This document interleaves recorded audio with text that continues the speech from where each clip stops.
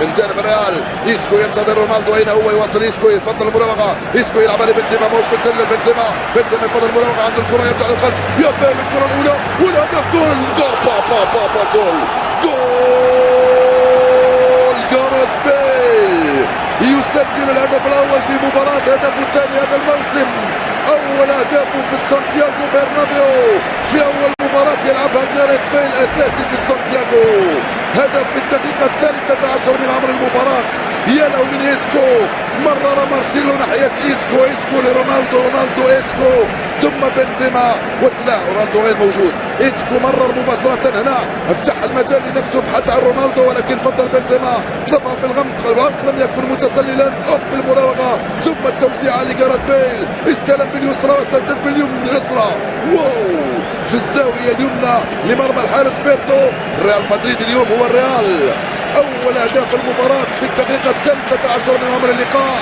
جاريث بيل يسجل هدفه الثاني هذا الموسم مع فريق ريال مدريد. كان بحاجة إلى هدف من هذا النوع، وبحاجة جاريث بيل إلى تشجيعات عشاق وأنصار فريق ريال مدريد بعد البداية الصعبة التي عارفها مع الريال في الدوري الإسباني، ربما أيضا بسبب المبلغ الكبير جدا الذي أثير حوله وحول جاريث بيل. كان رونالدو وجاريث بيل هو اللي هيسدد هذه جول ثنائية. يا جاريث بيل ما لم يفعله في 10 أسابيع يريد أن يفعله اليوم. جاريث بيل في الدقيقة 27 الكرة تضرب في أحد المدافعين ويأتي الهدف الثاني لصالح فريق ريال مدريد. ماذا يقول كارلو أنشيلوتي لزين زيدان على كرسي الاحتياط؟ هل يقول له قلت لك يا زينو بأننا يجب أن يلعب أساسي اليوم؟ وزين زيدان اعتقد بأنه يوافق الرأي، لأنه جاريث بيل كانت في حاجة إلى ثقة في النفس أكثر من شيء آخر. شوف الكرة ضربت في يد مورينو ودخلت مباشرة للشباك. التسديدة من جاريث بيل كانت كرة ساقطة. هدفان مقابل 0 لصالح جاريث بيل أمام إشبيليا بعد الدقيقة 27 من عمر المباراة. بعد أدخل رونالدو على موعد مع تسجيل هدفه التاسع هذا الموسم. كريستيانو يسجل جول الثالث للريال، التاسع لكريستيانو رونالدو هذا الموسم، زايد 7 أهداف في دوري الأبطال. 3-0 صارت النتيجة بعد 30 دقيقة لعب، وكأن الريال كان ينتظر أن يزعل بعد خسارته أمام فريق برشلونة، أن يغضب بعد خسارته أمام فريق برشلونة، أن يستفزه فريق برشلونة فينتفض اليوم بالثلاثية بعد 30 دقيقة لعب. لكم الحكم، ولكن لقرار لحكم المباراة حكم آخر أعلن ضربة الجزاء لإسكو بعد خطأ في تقدير حكم المباراة ارتكبه فرناندو نافارو. رونالدو سدد بهذه الكيفية وسجل على يسار بيتو. 3-0 للريال أمام إشبيليا. نعيش مهرجان مشاهدي الافاضل في كرة القدم ومهرجان في الاهداف. 3 خليوا الحكم للجمهور. راكيتيتش في تنفيذ هذه رمية الجزاء وهدفه السادس يسجل. جول لراكيتيتش وجول لاشبيليا، الهدف السادس للكرواتي راكيتيتش. 4 أهداف شاهدناها لحد الان مشاهدي الافاضل في ظرف 38 دقيقة منذ انطلاقة المباراة. 3-1 صارت النتيجة للريال امام اشبيليا. هنا لمسة يد، شوف هنا لأنه اللقطة التي حدثت لا يمكن أن يشاهدها الحكم الرئيسي وإنما الحكم المساعد هو الذي يشاهدها. طبعا اليد اليمنى لم نشاهدها في الصورة من هذه الزاوية، ولكن اليد اليمنى يكون شاهدها الحكم المساعد من الريال. صعب عليه أن يواصل بنفس الرتم وبنفس السرعة. راح في طولو واخذ في طولو، كرة صعبة لإشبيليا في طولو، جول عجيب. المباراة فعلها بانكا وسجل الهدف الثاني لإشبيليا. الهدف الثاني لإشبيليا. هذه هي الكرة فعالية والكرة أهداف، ليست فقط رتم ولا فقط سرعة ولا فقط قوة ولا فقط 3 أهداف. الكرة هي هكذا خداع. إشبيليا يعود من بعيد ويسجل الثاني وتصبح النتيجة في رمسة عين 3-2 في غفلة من دفاع الريال وفي غفلة من فريق الريال. إشبيليا من أين لك كل هذا؟ يعود ويسجل هدفين في ظرف دقيقتين بعد ما كان منهزم ب3-0. كرة صعبة لصالح الريال. جاريث بيل جول بنزيما في الشباك الصغير، حطها بكل سهولة مسجلا هدفه الثالث فقط هذا الموسم. اقول فقط لانه قلب هجوم في ظرف 11 مباراة يسجل 3 اهداف عدد قليل. بنزيما يذهب لزين الدين زيدان لانه شجعه كثيرا، اولا لانه مواطنه ابن بلده، وثانيا لانه انا متاكد بانه لم يبخل عليه بتشجيعاته، راح مباشره لكان زين الدين زيدان مسجلا هدفه الثالث هذا الموسم. كريم بنزيما تقريبا ينقذ الريال انطلاقا من رونالدو لجاريث بيل من هناك على الجهه اليمنى التوزيعه. بنزيما بذكاء كبير في المساحات الصغيره يفعل العجب. كريم بنزيما هنا شوف اختار الزاويه في المكان اللي فارق، الزاويه في الشباك الصغيره كما تسمى. الهدف الرابع لريال مدريد 4-2 صارت النتيجه بعد 8 دقائق من انطلاقه المباراه. كارلو يدرك جيدا قيمه هذا الهدف في وقت من اشبيليا كاد يسجل هدف التعادل. ثغره يراو جاريث بيل، يوصل بيل، هيله منه بيل باليمنى، التوزيعه من بيل، اوبا الخامس، نعم جول رونالدو. اين هي التحيه العسكريه؟ الخامس.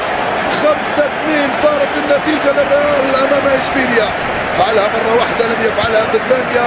كريستيانو رونالدو يسجل هدفه العاشر هذا الموسم، هذه المره من تسديده بعد التمريره من جاريث بيل. مباراه اليوم سجل هدفان ومرر هدفين، وهذا هو الخامس لريال مدريد. صارت النتيجة 5-2، صنع الفارق ريال مدريد في الربع ساعة الأول من عمر الشوط الثاني. مهرجان من الأهداف بالنسبة لريال مدريد. رونالدو من دون تحية، وكأنه يقول له نسيتك أنا يا بلاتير، عملتها مرة واحدة خلاص انتهى الأمر، صرت من الماضي. تغيير القميص بالنسبة لرونالدو سيكون بعد لحظات. صارت النتيجة 5 أهداف مقابل هدفين مشاهدينا الأفاضل لصالح فريق ريال مدريد. هاي الإعادة لمستين من انبيا، كل شيء ممكن مع انبيا، الكاميروني بالراس بالرجل باليد بالكتف بالصدر بالظهر بكل شيء. شوف جاريث بيل انطلق من هناك، المراوغة باليسرى والتوزيعة باليمنى. رونالدو مثل ما كم لم يحتسب ضربة جزاء، لا أقول شيء آخر لأننا بحاجة إلى الإعادة بالتصوير المنطقي. كرة صعبة لصالح فريق اشبيليا، من هناك تسديدة جول. يا سلام على هذا الهدف، يا سلام على راكتيش وهذا الهدف السابع لراكتيش، ثنائية. هل نحن أمام مباراة في كرة اليد أم في كرة القدم؟ صارت النتيجة 5-3 الآن. 8 أهداف كاملة شاهدناها مشاهدينا الأفاضل. جاريث بيل والتوغل، راح القطار توغل. الحكم لم يقل شيئا في هذه اللقطة، لم يصفر ضربة الجزاء وترك اللعب يتواصل. انطلق فريق اشبيليا من هناك. راكيتيتش استلم هذه الكرة من تمريرة، شوف التسديدة، لا حطها في الزاوية التي لا يمكن ان يرد في هذه الكرة او رونالدو وبنزيما. رونالدو والهدف، جول السادس يا كريستيانو.